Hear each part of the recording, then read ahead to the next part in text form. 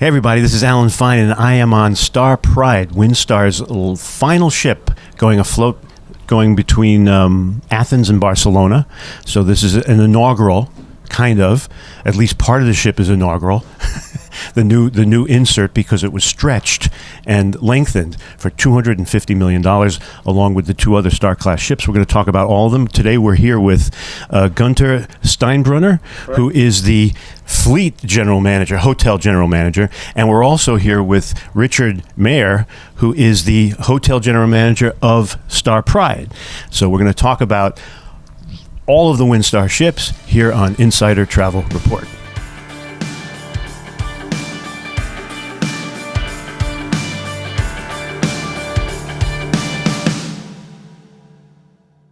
Let's start with you, Gunther, because you have the big picture.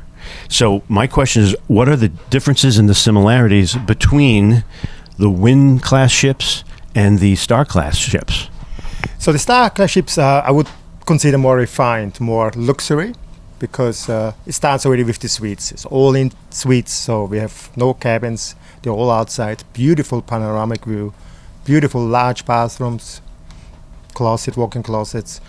So it's already more luxurious from that point of view. We have 5 dining options for our guests, huge deck space. So it's the motor yachts I would consider a little bit more luxury.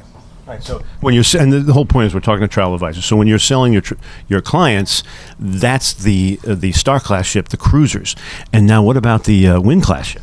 Wind-class ship, those are beautiful romantic sailing ships. Those are more for the active, for the guests who enjoy the sailing, ships. They are definitely a little bit more casual. The rooms are a little bit smaller, and you don't have, but still beautiful. They still have a certain charm which our guests enjoy. They're going off the beaten path. Big ships can't go, and for more adventurous. And for example, Windstar and Spirit doesn't even have a guest elevator, so it's more for the active individuals who are just enjoying sailing. But the feeling is the romance of the sea, and because the sails go up, and that's a whole ceremony in itself, correct? Correct. And there's nothing like it in the world. Once the sails are up, I've seen guests in tears. The music starts, the sails go up, you're sailing on, there's nothing more beautiful, more romantic. But then again, when you raise a flag on a star ship and your Star Cruiser, as we are on now, Star Pride, it's still a great moment, and we still love it. It's always. I just happened to be yesterday with guests, and they said again, please don't change the music. Don't change what you do so well. It just works so well. It's so much Windstar, and we will not change it.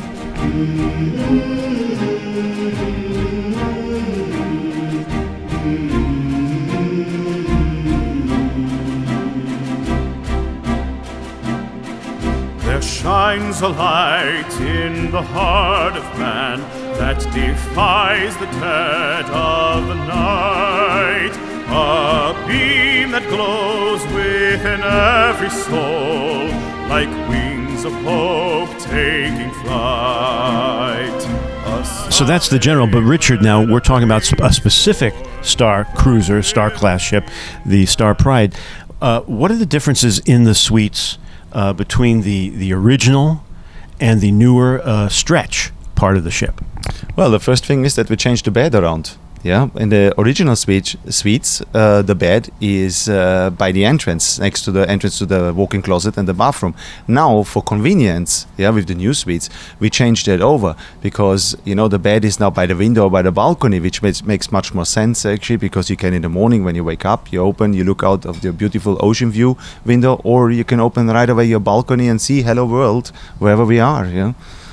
That's the obvious one. The one that was less obvious to me that I noticed was that you have a choice between a nice walk-in shower or a tub, which at sea is not easy to come by. Is as well. Yeah, we still kept 20% of the suites with tubs in order to have a choice for the guests that would like to have a tub. And for ease of access, most of the suites, so 80% of the suites have a walk-in shower nowadays. But more than the bathtub, what else is going on in the renovations? So what we did actually is we did not only renovate the bathtubs, we actually renovated the whole ship's bathrooms. All of them are renewed. Yeah, everything was being taken out completely and completely refurbished. Yeah, from the whole technical space behind to the forward actually door frame. Yeah, so everything in that is new. The two sinks, the stone tile top, the shower, all the faucets, all the piping that you have in there, everything. So the big stretch, the big renovation happened on the Star Class ships. But Gunther, is there any plan for any upgrades or changes on the Wind class? We always upgrade the Wind class. You know, we go every 2 years in dry dock. We are changing certain things, such as making more modern fabric. We always look. And Peter can speak more about it. F&B invention, you know, food and beverage invention, as well as entertainment. We're constantly looking, upgrading those ones. But the sailing ships are classic. You just have to maintain them because guests love them the way they are. Every time I come on, people say, "Don't change nothing. It's so beautiful. It's so pristine. It's so high quality." It'd be terrible to make a change they didn't like, but I don't think it's possible. No, you're right. You're right. Absolutely correct. And now let's talk about the pool area. I heard that was enhanced. Yes, that was enhanced as well. With the stretch and with the cutout, we enlarged the pool area. We took all the old pool fittings away because there was a jacuzzi and then there was a swimming pool basically where you had, where you could do a wave pool basically where you can swim. Now it's a huge infinity pool, yeah, with a jacuzzi on the top, which is accessible from both decks. Yeah, and it just has space for more guests because before they were very tiny and not everybody could use them. Now it's one of the main center focal points on the deck actually, and in the evening when you look out and when we sail away, there's a beautiful light spiel in it. Yeah, and it's perfect for pictures. Well, that center section extends beyond the pool to a new restaurant too. Correct. 2 new restaurants actually, because on a lower deck, right below. Tell us about that. Yeah, correct. Actually, when you go from right in the back, we have the veranda, which is completely renewed. Everything was as well taken out. It is a completely new concept inside, a different new layout. Yeah, with extended seating space in 2 booths on the sides, where before there was the funnels.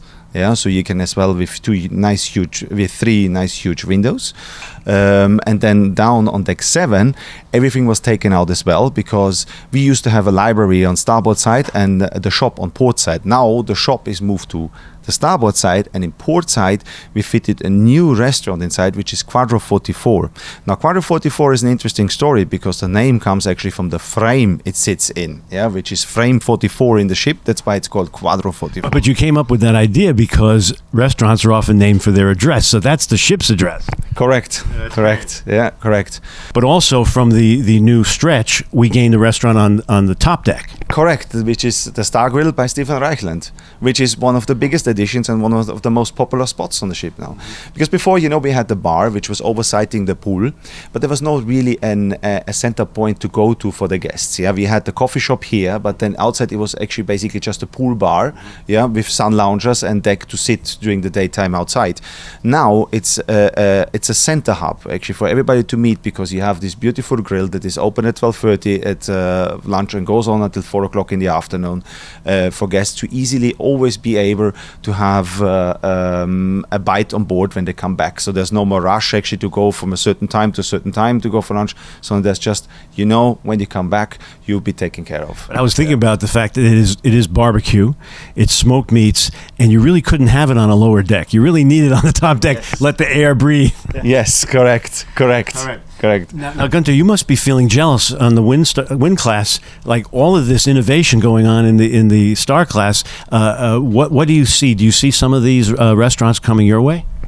Well, we always developed our product, so there's nothing we say, we will not do. But again, Wind class has its own charm. And to separate both brands is benefiting all the guests because they like to... More products. Yeah. More products. To sell. Right. But also they like to experience the sailing ships on a short cruise maybe. They might want to go to the north on a more classic ship which has more indoor space.